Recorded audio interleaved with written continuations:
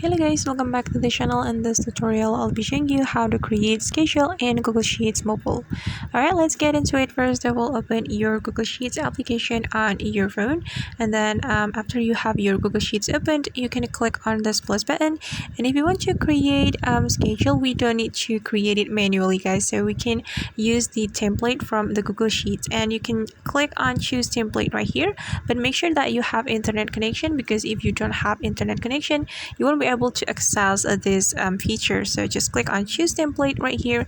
Then there will be a couple of templates that we can use for our Google Sheets, and since we want to make a schedule, we just need to tap on schedule right here, and right after you tap on the schedule template, the schedule template will be created on your spreadsheet. Right, and you just gotta wait for a moment. Right guys, and this is the schedule, and we can modify the schedule as we want. And I'm just going to fill in light theme. Alright, and this is the schedule. You can customize the color, and you can customize the days and also the date, and it's up to you. Alright guys, and that's how we can create schedule in Google Sheets mobile. I hope this tutorial will be helpful for you. Thank you so much for watching, and see you in the next video.